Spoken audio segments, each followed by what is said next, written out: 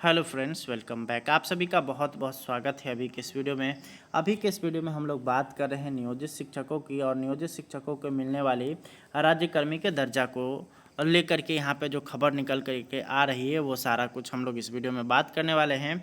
तो सबसे पहले आप लोग को बता देते हैं कि अभी बिहार में विधानमंडल की कार्रवाई शुरू हो चुकी है और इसकी जो कार्रवाई शुरू हुई है वो 6 नवंबर से हुई है। आज 7 नवंबर है, पहला ही दिन यहाँ पे नियोजित शिक्षकों के लिए यहाँ पे बातें निकला और 7 तारीख को तो यहाँ पे हद ही हो गई। और यहाँ पे नियोजित शिक्षकों की जब यहाँ पे प्रश्न पूछा गया तो उसके बाद जो है शून्यकाल हो गया और जिसका जवाब अगले दिन आएगा, यानी कि 8 तारीख को इस पर जवाब आएगा, जिसमें यहाँ पे मांगा गया है कि नियोजित शिक्षक का जो भी यहाँ पे क्रियाकलाप चल रहा है उसके लेकर के सरकार क्या चाहती है। तो अब यहाँ पे एक आर्टिकल निकल करके आ रहा है जिसमें बताया जा रहा है कि नीतीश सरकार पूरी तरीके से दबाव में है और 102 दिनों में जितने भी नियोजित शिक्षक है वो राज्यकर्मी बनेंगे ही, साथ ही साथ जो भी संविदा कर्मी हैं, यानी कि बहुत सारे ऐसे कर्मी बिहार में बहाल है जो संविदा पर हैं, तो उन सभी के लिए भी यहाँ पे बहुत अच्छा गुड न्यूज़ निकल करके आ रहा है। उन सभी को भी यहाँ पे सरकार नियमित कर सकती है या फिर उनका मानदेय बढ़ा सकती है।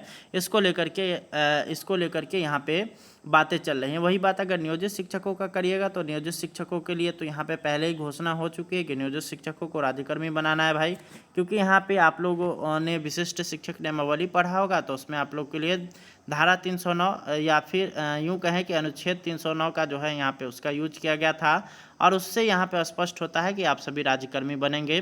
और उसके बाद फिर 2 नवंबर को श्री नीतीश कुमार जी के द्वारा भी यह घोषणा स्पष्ट रूप से कर दिया गया था कि जो है वो चाहते हैं कि बिहार के जितने भी नियोजित शिक्षक हैं वो सभी के सभी राज्यकर्मी बने, अर्थात सरकारी बने।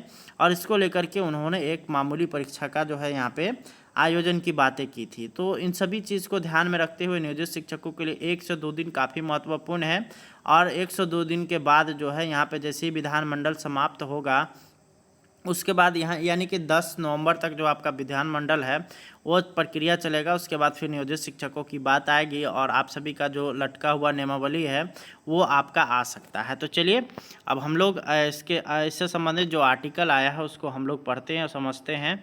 तो यहाँ पे आप लोग देख सकते हैं तैयारी, यहाँ पे आप लोग देख सकते हैं बाजार दर और पद के अनुरूप मानदेय के पुनर्निर्धारित को कमेटी बनी। यहाँ पे तैयारी है राज्य सरकार संविदा कर्मियों का मानदेय बढ़ाएगी। तो यहाँ पे आप लोग देख सकते हैं राज्य सरकार के विभिन्न कार्यालयों में संविदा पर नियोजित कर्मियों के मानदेय और पारिश्रमिकी बढ़ेगा।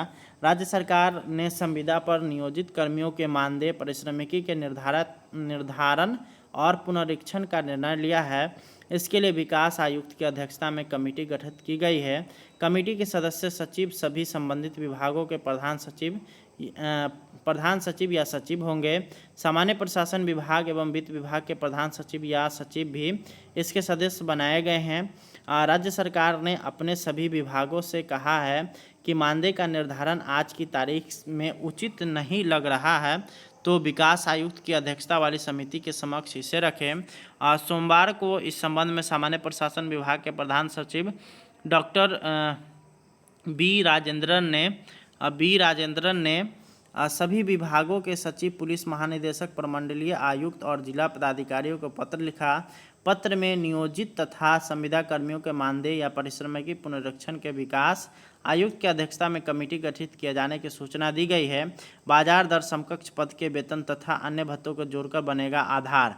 तो यहाँ पे सामान्य प्रशासन विभाग के निर्देशों के अनुसार यह समिति 2 बिंदुओं पर विचार करके पारिश्रमिकी का निर्धारण करेगा। इसमें पहला बिंदु है बाजार दर होगी, वहीं दूसरा बिंदु सरकार में उपलब्ध समकक्ष पद के प्रारंभिक स्तर का वेतन होगा। उसके बाद जो है महंगाई भत्ता एवं अन्य भत्तों को मिलाकर के समेकित रूप से प्राप्त योगफल होगा। विभाग ने सभी विभागीय अपर मुख्य सचिव, प्रधान सचिव व सचिव से कहा है कि यदि नियोजित कर्मियों के मानदेय के निर्धारण में उचित प्रावधान के तहत नहीं किया गया तो अपने नियंत्रण के अधीन संविदा पर नियोजित कर्मियों के पारिश्रमिकी निर्धारण पुनरीक्षण संबंधी प्रस्ताव उक्त समिति के समक्ष विचार के लिए भेजें ताकि इस संबंध के आगे कार्रवाई जल्द की जा सके। तो यहाँ पे आप लोग देख सकते हैं 4 लाख के करीब संविदा नियोजित कर्मी हैं राज्य में। ये नियोजित शिक्षक को छोड़ करके एक बात किया जा रहा है। तो वेतन, महंगाई भत्ता व अन्य भत्तों के योगफल और बढ़ोतरी के लिए बनाया जाएगा आधार। समाज कल्याण स्वास्थ्य समेत कई विभागों में है कार्यरत। तो गौरतलब है कि राज्य सरकार के विभिन्न महकमों में करीब 4 लाख संविदा नियोजित कर्मी कार्यरत है। इसमें मानदेय व पारिश्रमिकी के निर्धारण और पुनरीक्षण होने से इन्हें लाभ मिलेगा। समाज कल्याण स्वास्थ्य ग्रामीण विकास सहित कई ऐसे महकमे हैं जहां बड़ी संख्या में नियोजित संविदा कर्मी कार्यरत है। 2022 में सेवा पुस्तिका बनाने का हुआ था निर्णय। तो बिहार में कार्यरत संविदा कर्मियों को सेवा पुस्तिका बनाने का निर्णय फरवरी 2022 में हुआ था।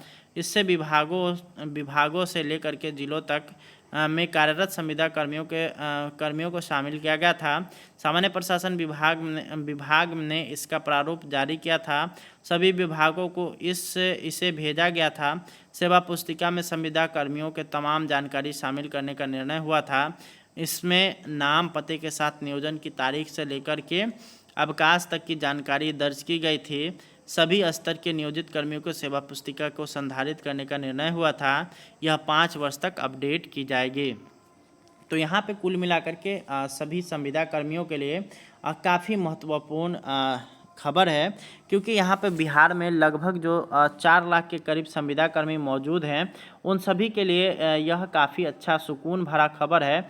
क्योंकि अगर बात करिएगा यहाँ बिहार में संविदा कर्मियों की, तो यहाँ पे संविदा कर्मियों का अगर वेतन की अगर बात करिएगा तो काफ़ी कम यहाँ पे बिहार में उनको वेतन मिलता है, जिससे यहाँ पे उनके जो है गुजर बसर किस तरह से होता है वो काफ़ी जो है यहाँ पे दयनीय स्थिति रहता है। तो ऐसी स्थिति में उन सभी के लिए यह जो निकल कर के आ रहा है वो यहाँ पे काफ़ी अच्छा चीज़ यहाँ पे निकल कर के आ रहा है। और सभी जितने भी संविदा कर्मी हैं वो सभी अब जो है यहाँ पे उनका वेतन में बढ़ोतरी देखने को मिलेगा।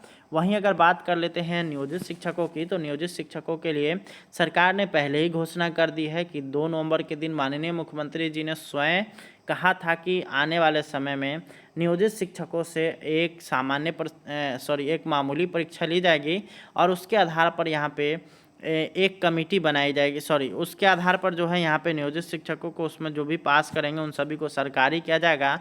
और इसको लेकर के पहले भी बिहार सरकार के द्वारा एक विशिष्ट शिक्षक नियमावली लाया गया था, जिसमें यहाँ पे बात की गई थी नियोजित शिक्षकों को राज्यकर्मी बनाने की। तो उन सारे चीज़ों को ध्यान में रखते हुए अब नियोजित शिक्षकों के लिए अच्छे दिन आने वाले हैं और 1 से 2 रोज का इंतज़ार है, या यूँ कह लें कि 10 तारीख तक का इंतज़ार है। 10 तारीख के बाद इनको जो है खुशखबरी 100% मिलेगी।